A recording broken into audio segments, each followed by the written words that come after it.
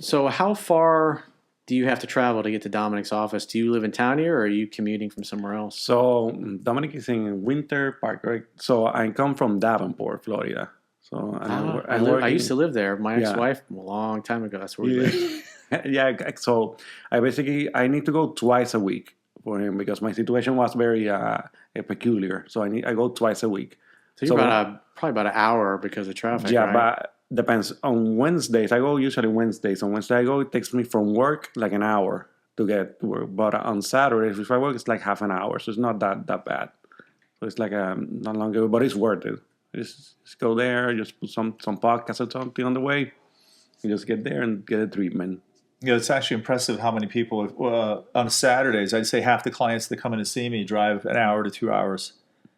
It's impressive. So people drive, which I take as a big compliment that they'll drive that far one way, just to get worked on and get themselves healthier. So yeah, right on. So Luis, how long was it when you first came into the office? Right? Mm-hmm. How long was it until you started noticing significant difference? You're like, wow, something's happening here.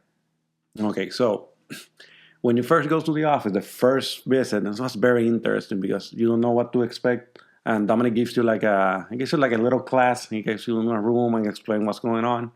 And so when he did the treatment for the first time, he did something in the neck that the first time I felt it. And when I got out of the office, I felt like I was flying. I don't know why. You felt like you were floating because you were like reconnecting with something. And I remember in the beginning you told me like, I'm not gonna work too much on you because you will get overwhelmed. I see. So as I started getting more work on, maybe 3 weeks or so, I started to feel like different. Started to feel like I could better understand my body better. My neck was a lot looser, and I could work out a lot better in the gym, which is pretty cool. So yeah, around 3 weeks, and after 2 months or so, I was just completely centered.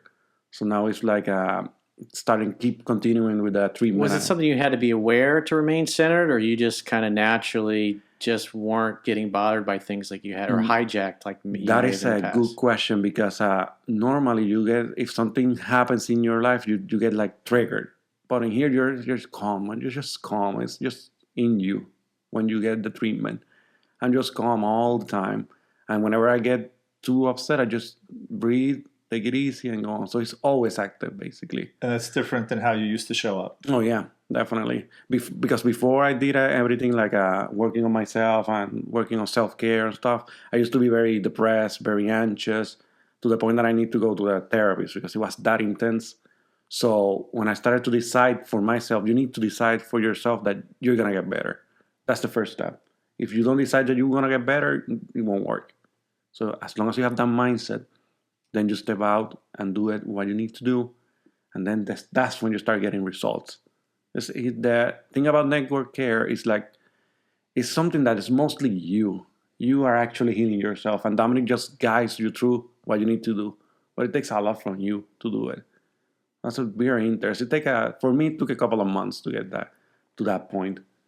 So it's very interesting. So you were consciously focused on trying to be calmer and trying to react in different ways to things. Because I hated to be like all the way anxious and depressed. I hated that. I said, not anymore. I'm not going to do this anymore. I'm going to become better. And I did. And my girlfriend noticed, which is cool.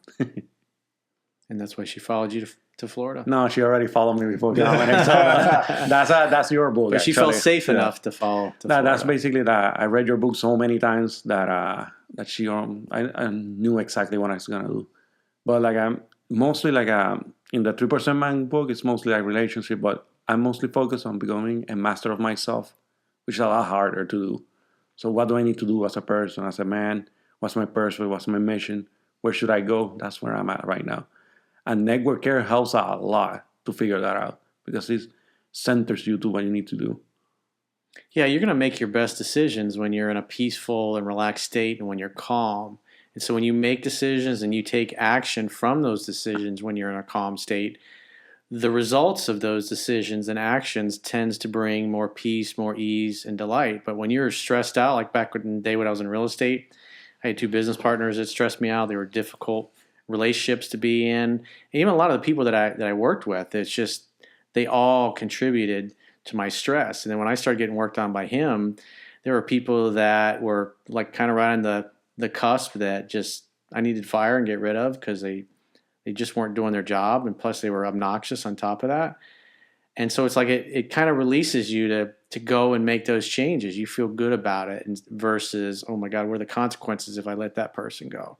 Whereas before you're just, and then within a year and a half, I was completely out of real estate and that stressful environment altogether. And then I, started building the business that I have today, which is, I work from home basically. The people that I hire and work with tend to be pretty chill, pretty relaxed. I don't have any drama queens in my life anymore. And more importantly, you're living your purpose and your passion, as compared to doing what you thought you had to make a good living. Oh, that was my purpose and passion at a time, but the internal enthusiasm was gone at that point by my mid-30s. But because we were doing so well, we were all making so much money together, my whole life was built around and centered around that business. It's like when the business goes away, the social life and the people that were with that went away. And then I liquidated all my real estate holdings that I had. Then it was like having a clean slate, and I could do whatever I wanted. And so since I was now in a peaceful and relaxed state, the business that I have, the way I set my life up now, I built it in a way that brought more ease and delight into my life versus just constant stress, constant worry, constant friction like I was having with my business partners. Well, I thought a good question was, and I got a question too. You went into how your life changed, right? And then you went into from the real estate into doing this. But I was interested to hear you describe how the more you came into the office, because you were under care pretty consistently at that time, and how you feel, or what role you feel that had in you being able to make those changes. I felt safe in my body to make those changes. I felt more calmer. I felt elated. Because before, when I thought about no longer being in business with the guys I was in, I worried about how it's going to affect my income, which it did. I mean, and also recognizing or admitting to myself that my heart wasn't in it anymore. And it was funny when I was talking to my bookkeeper, and I told her that I was getting out of the business. My heart wasn't into it. She said, yeah. She says, I knew for about a year and a half ago. I could tell you just the way you talked, your enthusiasm was gone. It's like Elvis had left the building, but because I had all these rules and my story built around the business that I had, I stayed in it. But once you started working on me a lot, then it felt uncomfortable and unpleasant to stay in it. And it felt more pleasant to move towards what I wanted, even though I had no idea how I was going to structure or build a business or what I was even going to do. It felt safe to embark on that journey. So, Corey, you talked about all these changes that you made in your life and how you closed one business, started moving forward in the other business endeavor that you wanted to do. A lot of people want to make changes in their life. They want to quit smoking. They want to start exercising. They want to do all the stuff that you talk about. It's almost as if a lot of people in our society have the information. They know what they need to do to move forward in their health. They know that there's resources of starting a new business, but they don't seem to be able to move forward. In network care, we know how to create that space that they need to move forward internally. But I want to hear from your take. What role do you feel network care had in you moving forward and getting congruent with what you wanted in life? Well, I was like the last person to realize this. So, my bookkeeper was talking to her after I, like a year or two after I'd gotten out of real estate or was in the process of getting out and liquidating everything. And I remember telling her when I decided I was going to become a coach, write a book, and I was excited about it. And I remember telling her I just didn't have the same internal enthusiasm for real estate and construction anymore. And she said, oh, yeah, I knew about a year and a half ago. I could tell you just weren't into it. It's like your enthusiasm was gone. It was when you would talk about the business and all these things you were going to do, it's like you were going through the motions. You weren't really speaking from your heart, I guess, at that point. And there was no longer anything to hold me back. The rules, the story that I was telling myself, because we were all making a lot of money together. And that was a big part of why we all stayed in business, because all three of us, our families, we had houses, we had commitments. Commitments, and so you just destroy your life, go from making $500,000 a year to zero. That's not something. Oh yeah, that's a great idea. Let's do that. And it just, I became more resourceful, And it's just felt safe to do it. And I remember my old business partner, James, because he would come in, he'd get angry and he'd be accusatory and he'd be upset about something. I remember he sat down at my desk. He's like, I can see it to this day in his little fat finger. He's like, you need to find a way to buy me out. And in the past, we would talk and we would work it out. And I was just like, okay, I'm fucking over this. I'm over his bullshit. This is like the 1,000th time he's gotten upset or mad at me for some perceived infraction that I had no idea why he'd gotten upset or triggered or whatever. And I felt relieved. I thought, this is good. It's going to be good. I wasn't scared anymore. Whereas in the past, the thought of, what if we split up and go our separate ways? What's that going to do to my income? How am I going to pay my bills? So it was fear at the end of the day. It sounds like it was fear, my obligations, my outstanding bills, I had to bring in this amount of money. So it was fear, basically, is what it sounds like. My that was lifestyle, holding you back. the fun I was having with my girlfriend. We were fucking traveling all over the world. Had a great 2-week romantic vacation in Paris.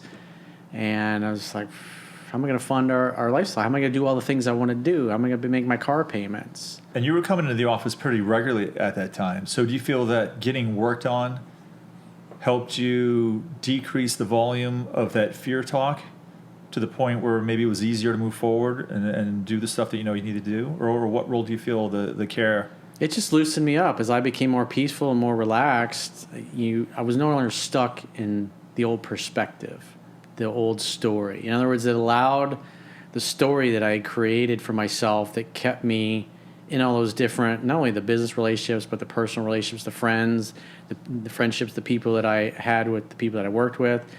I was just, internally, I'd been for a couple of years, I was fucking over it. But the thought of blowing that up, basically, or destroying the business and the whole life and lifestyle that I'd built over the previous 15 years, that's not something easy to just go, oh, yeah, you're not flippant about those kinds of things. But I felt better about making those decisions. In other words, I was no longer hesitant. I was no longer holding back.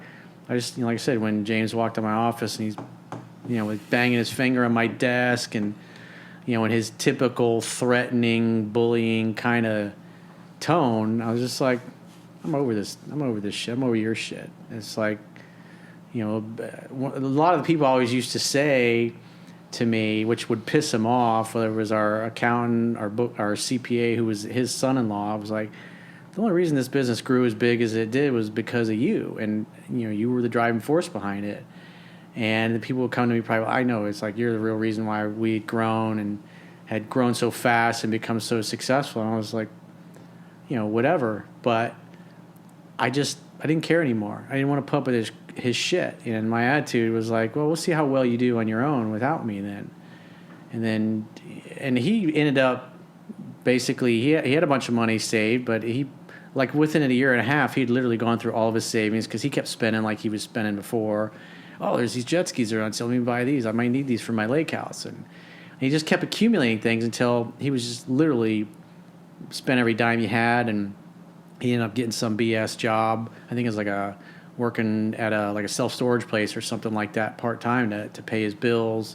And he ended up liquidating all his houses, and he got down to like one little small property. And then he ended up getting cancer a couple of years later.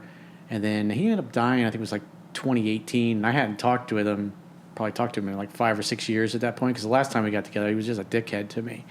And I remember watching him walk back into his house after I dropped him off and thinking, I'm never going to see this dude again. This is the last time I'm ever going to hang out with this guy. And it was. I never saw him again after that. And then, he ended up passing away from cancer. But it's like, I just felt free to let go of toxic kind of relationships and friendships like that, where you got somebody that's always trying to impose their will on you. And it wasn't just me. He did that with everybody in his life. He did it with my other business partner, Paul.